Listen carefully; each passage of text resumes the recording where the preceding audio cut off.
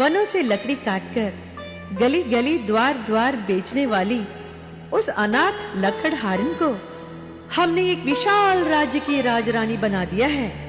और आपका वो सरस्वती का दास विद्यासागर अपने पिता के साथ सेवा में विनम्र भाव से हाथ जोड़े कैसा खड़ा था। आपकी महिमा तो अपरंपार है माता।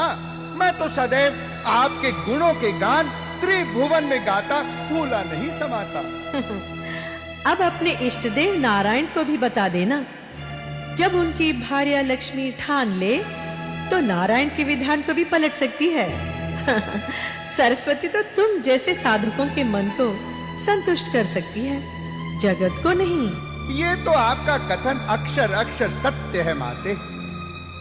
परंतु माता, राज सिंहासन पर राजरानी बनी उस राजलक्ष्मी ने आशा भाव से यदि किसी को देखा तो मात्र सरस्वती पुत्र पर ही उसकी दृष्टि टिकी हुई थी।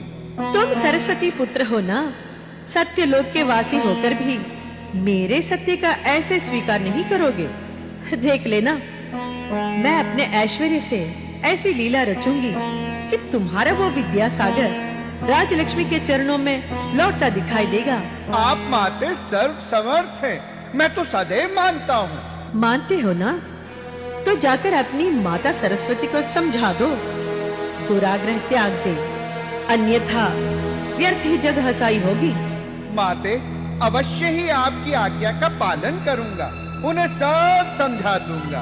अब आज्ञा दें, प्रणाम। नारायण नारायण।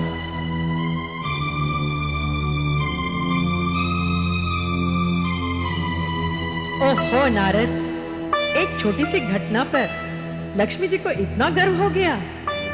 ये तो हमारी लीला का किंचित प्रदर्शन मात्र है। क्या लक्ष्मी को ज्ञात नहीं कि विद्यासागर के कहने पर ही राजा ने उस राजलक्ष्मी को राजरानी बनाया है? फिर अकारण लक्ष्मी जी घमंड में क्यों फूली जा रही हैं? माते, कारण ये है आपने लक्ष्मी जी की दुखती नस पर उंगली क्या रख दी। उनका घमंड वायु से भड़की चिंगारी की भांति भड़क उठा है। उन्होंने आपको चेतावनी तक दे डाली। चेतावनी? हाँ, कहने लगी, सरस्वती दुराग्रह त्याग दे, अन्यथा जग हसाई हो जाएगी। हो हाँ, छिलके के भीतर बीज न हो तो अधिक बचता है। क्या लक्ष्मी जी को इतना भी याद नहीं कि हमारे ज्ञान को हृदय में धारण करके ही उनके पतिदेव विष्णु जी